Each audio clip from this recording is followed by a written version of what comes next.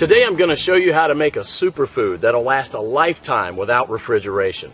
And it's so nutritious you'll never have to stockpile another food. The food's called pemmican, and it was widely in use by the natives of North America and also by the Western explorers who would go for months without contact with civilization. In the 19th century, even British soldiers had an iron ration of 4 ounces of pemmican. Many of these iron rations were found intact and edible as much as 50 years later.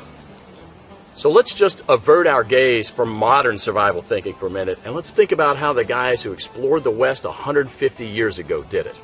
Now that's exactly the kind of stuff I found in this 350-page book called The Lost Ways.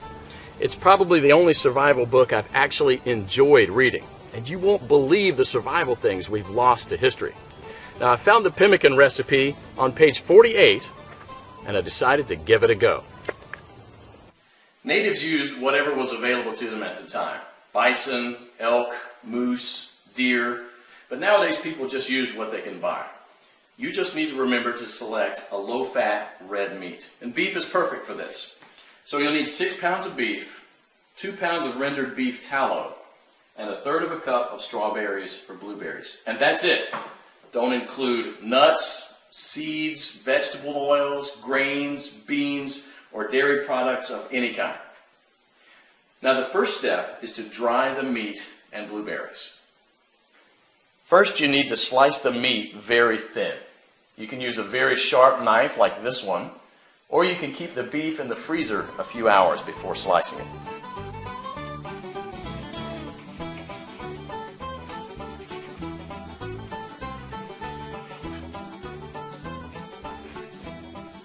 If you don't have a dehydrator, you can set the oven to the lowest possible temperature, around 130 degrees, and put the strips of meat directly on the rack. So now place a tin foil on the right side of the rack and spread the blueberries out to dry with the meat.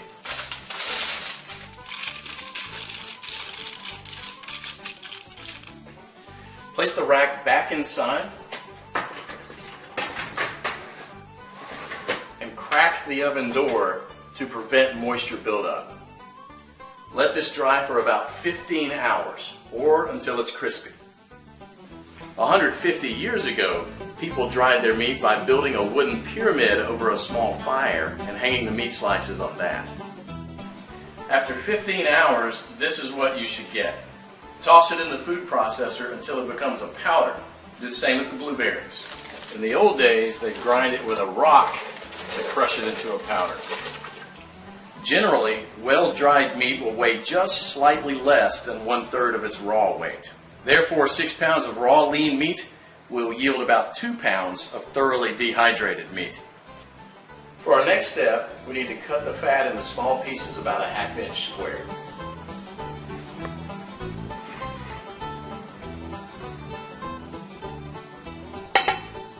So place the fat in a pot on the stove and heat it up to a temperature between 225 and 250 degrees. Now, you don't gain anything from getting it any hotter than that other than destroying the fatty acids, which we want to do as little as possible. Now for the first 10 minutes you want to keep this on medium-high heat, and you want to stir it about every minute, and this will allow enough of the fat to be liberated to coat the bottom of the pot without burning the bottom of the fat. After about 10 minutes you'll see a pool of fat forming on the bottom of the pot, which should be merrily boiling away. You can rest a little bit now and stir it maybe only every 5 minutes, just to keep things well mixed. After about 30 minutes, the liquid fat should have risen enough to cover the chunks, and it should look like a rolling boil. So as this liquid rises, you can go ahead and lower the temperature down to about 230. After about an hour, the major boiling action will have stopped, and there'll just be small bubbles rising from the fat. About 90% of the cracklings will be a chestnut brown in color. So use a strainer to separate these and set them aside with salt to enjoy as snacks later. They're really, really good. And if you don't like them or don't want to eat them, you can set them aside to cool for dog treats.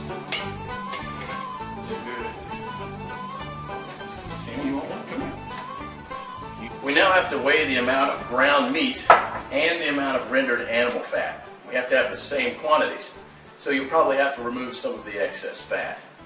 Place the remaining fat on the stove. Keep it about 120 degrees. Mix the shredded meat into the melted fat and stir it until it's well blended. Then add the blueberries and mix it again. This is how it should look. The fat should be absorbed or coating the meat fibers. There should be very little or no liquid fat pooling in the bottom of the pot. Now, following the instructions from the Lost Ways, you can store it in Ziploc plastic bags and press flat, removing as much air as possible, and therefore preventing the fat from going rancid. This should keep the pemmican from spoiling for a few years without refrigeration.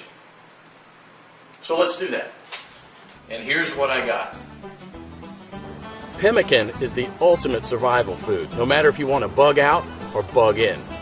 10 pounds of pemmican would supply food for 2 full weeks of camping activities at 3/4 of a pound per day, providing 2,200 calories. In survival mode, the same 10 pounds of pemmican would supply energy for almost a full month. This was just one awesome chapter in the Lost Ways, but you won't believe the survival skills we've lost to history. And that's what this book is all about.